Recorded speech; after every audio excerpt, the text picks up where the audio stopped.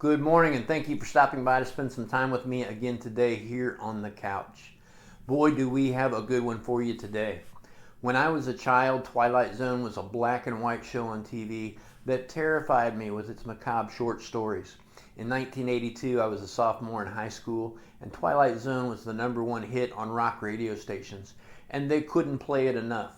It was the second top 10 hit in America for the Netherlands-based Golden Earring, following 1973's Radar Love. While not as well known here, Golden Earring is a wildly successful band, having 25 studio albums, 8 live albums, and nearly 30 top 10 singles on the Dutch charts. Their first top 10 hit there was in 1965, and the most recent was in 2005. The band toured with original or very early members from 1961 until 2021. Let's jump right in and get started with that classic opening riff.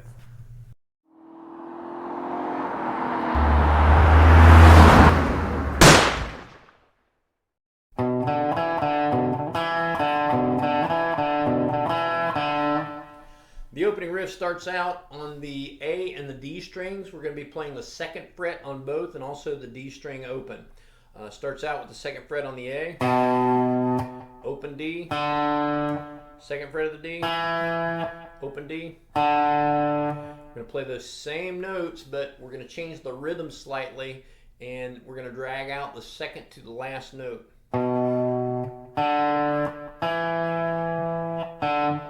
So it's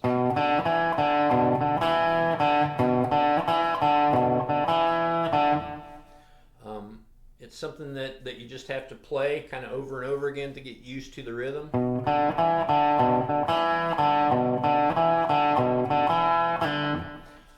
To throw in a little twist, this is actually the easy way to play the riff. The actual way, if you listen to the recording, there are a couple of skip beats added to the last 2 notes on each section.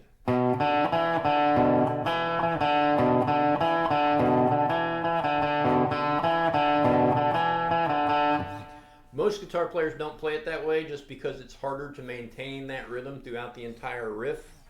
So they play it the easy way like I do.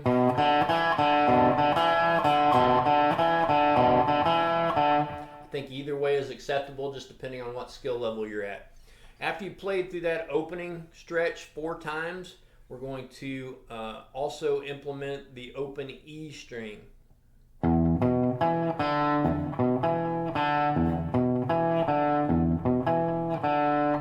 So it's open E, 2nd fret of the A, 2nd fret of the D, open D.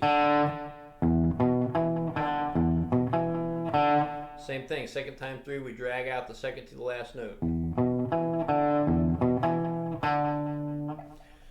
Notice too that I'm muting the strings with my palm. I'm also pulling up on them quickly after I play the note, except for that one that we drag out, because you don't want the notes really ringing out.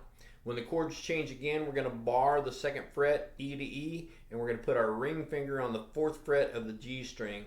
So we're going to be playing the E, the D, and the G strings. Same progression, just different notes, or same pattern.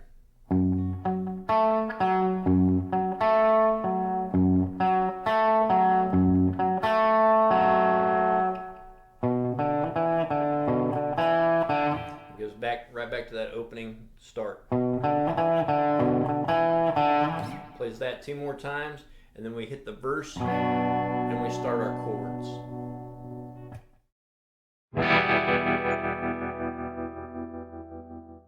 Let's take just a minute to talk about the chords that we're going to need for the verse, the pre-chorus, and then also the chorus. Start with, we're going to need a B minor. We're going to need an E minor. We're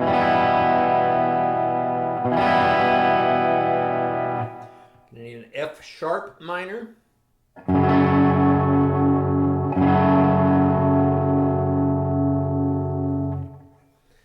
And then in the pre-chorus, we're going to need a bar chord A,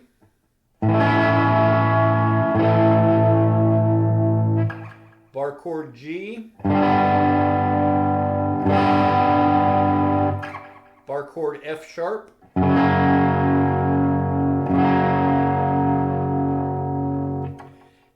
chorus, we're going to need a G major, and we will cover the high E and the B strings with our ring finger. And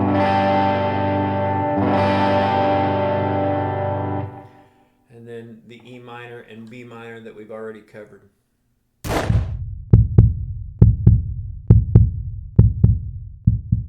The song structure on this one is pretty simple, with the verse consisting of only 3 chords. The first one is a B minor, goes to an E minor, then to an F sharp minor, and then back to the B minor. From there, it plays through that twice, and from there it goes into a pre-chorus, which starts on the B minor. While the chord's still ringing in the background, you can hear a little 3-note lick, which I believe they're still playing the B minor chord, but they're picking the 3rd, 4th, and 5th strings, so it would sound like this. Then they go up to an A power chord, so your pointer finger is on the 5th fret of the low E string, and then with your ring finger you're barring the 7th fret of the A and D strings.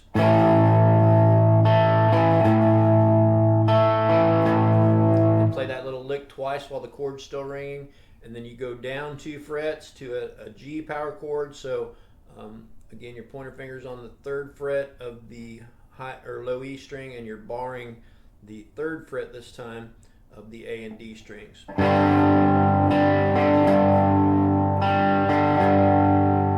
Then down 1 fret, but that time you don't play the notes. So altogether it sounds like this.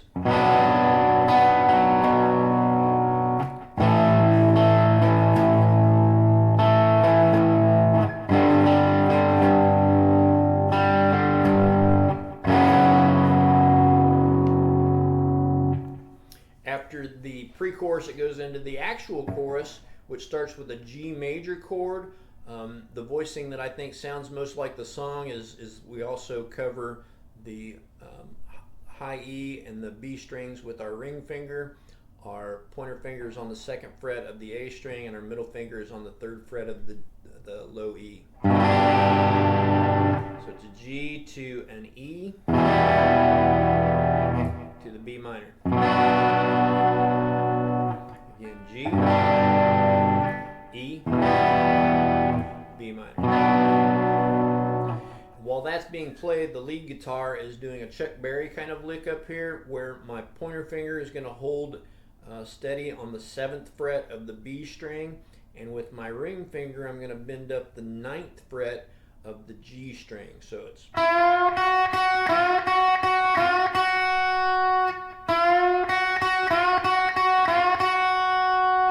on the record it sounds something like this.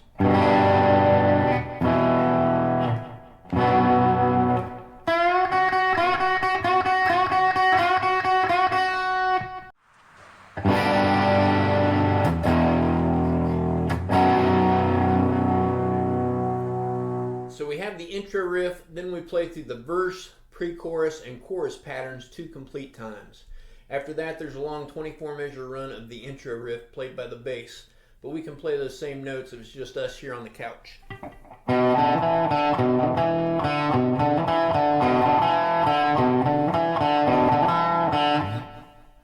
That leads into the solo,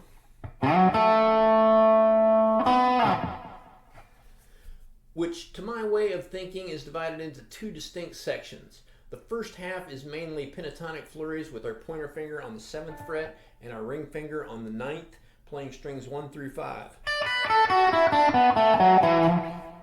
The back half is a little slower and more melodic, but does end up with an ascending high impact series of double stops on the high E and B strings.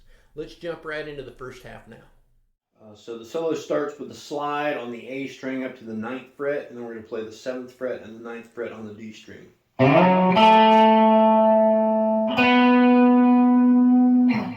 We have a little flurry between the 7th and the 9th frets, a little pentatonic blues flurry up the strings. So that's hammer on from 7 to 9 on the A string, 7th fret on the D string, 9th fret on A. Go up 2 strings, do the same thing. This time we're going to hammer on, pull off, and go back here 2 times.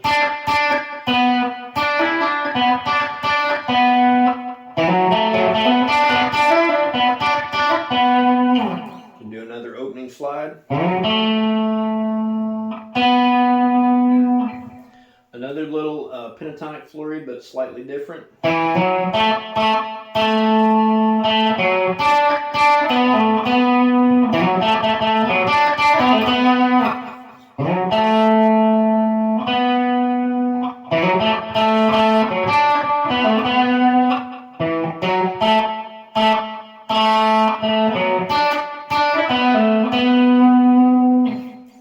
Then we're gonna on the 7th and 9th frets, we're gonna walk up to the 7th fret of the G.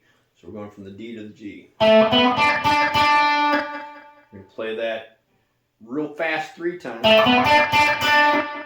And then we're gonna start this bend up on the 9th fret of the G with our pinky on the 10th fret of the B. So we're gonna play both those notes.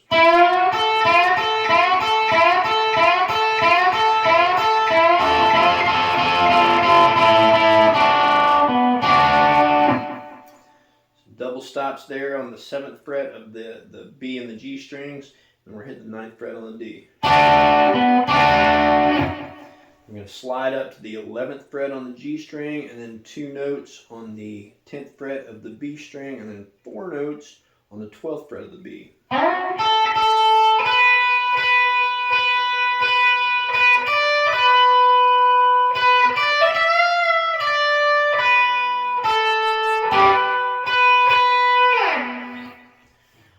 So that whole section again, slide to 11,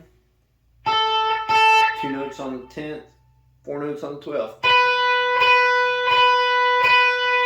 We're going to go from the 12th to the 10th on the E, and then back to the 12th. Then we're going to go 12, 10, bend up.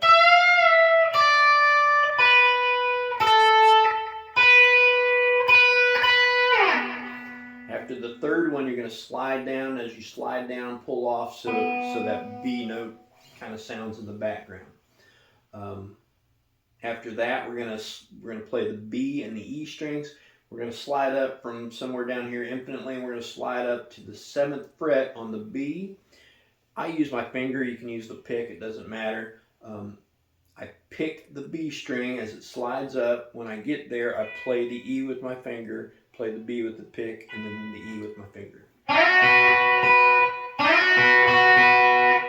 going to go down to the 5th. We're going to play the B on the 5th, slide up, and play the E again. And do it again. It's that whole little riff. Oh, sorry.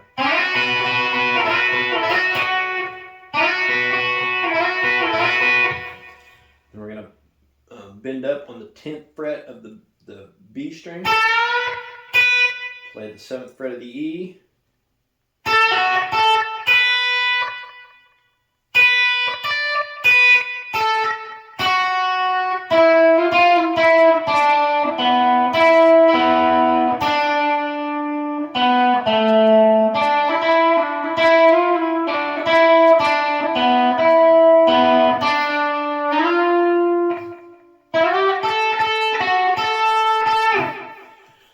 So that's kind of a long little stretch there. And for me, that's the hardest section to play is this section where we bend up on the 10th, 7th on the E, 10, 7, 10 on the B, and then back to the 7th on the E. And then 7th on the E again.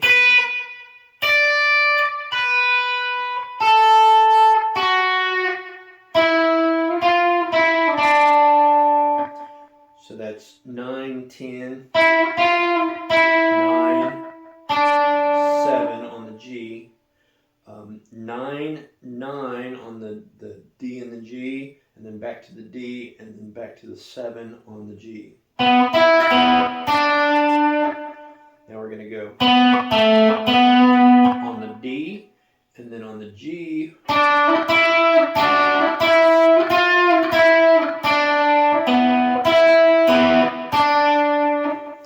going to slide up here to the 11.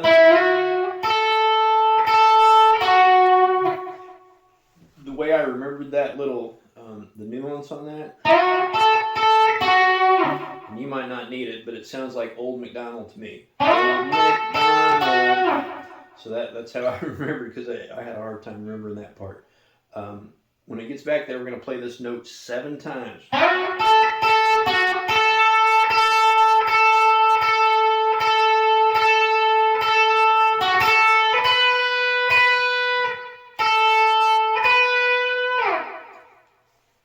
Trying to play that slow, and from here on out, the next little bit, we're going to be only on the B and the E strings. So I'm just going to play slow and let you follow without me talking.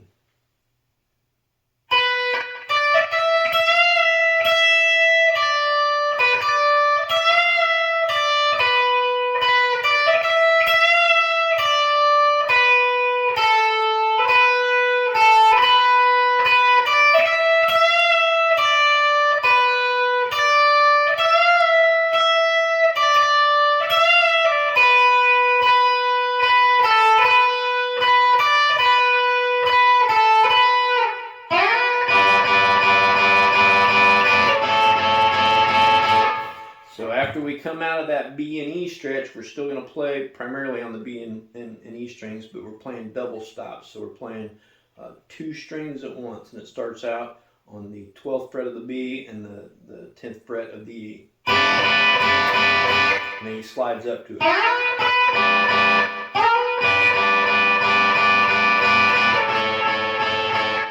And then 10th fret of the B, 9th fret of the E.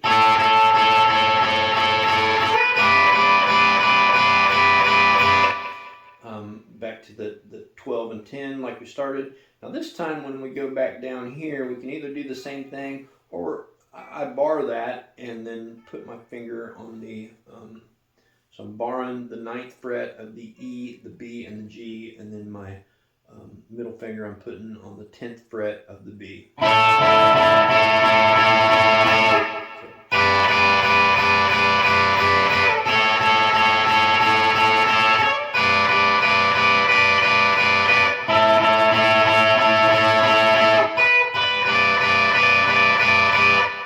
Now, 12th fret on the E and the B. 14 and 12 this time.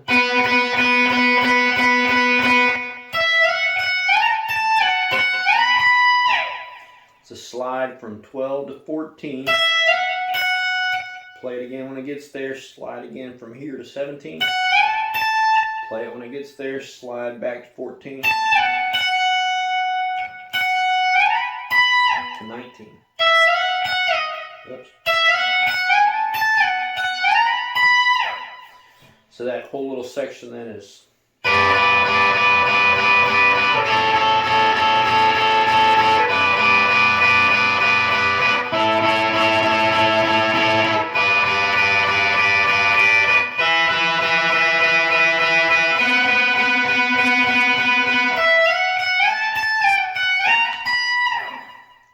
Twilight Zone was written by founding member and guitarist George Coymans. Long before it was a major motion picture franchise, Bourne Identity, the novel, was published in 1980, and George was inspired to write Twilight Zone while reading that book. It's the story of an American super soldier who's been double-crossed and is being hunted by his own government. It's the story of a man on the run. The lyrics are filled with desperation and spiritual innuendo. The song begins with the narrator softly speaking the introduction. Somewhere in a lonely hotel room, there's a guy starting to realize that eternal fate has turned its back on him. It's 2 a.m. The person in the song says that he's falling down the spiral, destination unknown. There's also a line about the night weighing heavy on his guilty mind. If you can relate to any of these sentiments, if you feel like that man or woman on the run, I promise you eternity has not turned its back on you. Know that the answer to every guilty mind can be found at the cross, and that you can know and be assured of your eternal destination. Forgiveness, eternal life, and so much more is waiting for you there. As always, I'd encourage you to think on these things. I hope you've enjoyed our Halloween fun this week. I thank you for investing your time here with me. If this video has brought you benefit, value, or just taken your mind off this crazy world for a minute, please like, subscribe, and share. I hope to see you next time, back here on the couch.